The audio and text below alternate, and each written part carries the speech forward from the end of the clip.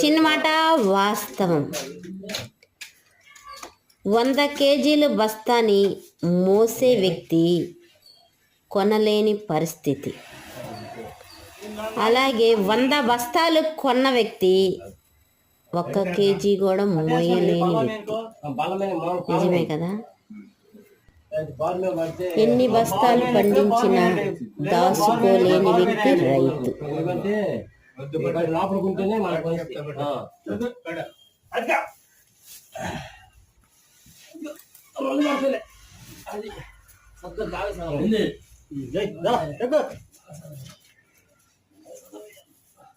తిరుగు అదే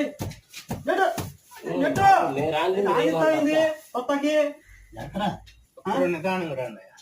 నీకెళ్ళకు ఎక్కేద్దామా? ఎవరికేద్దామా?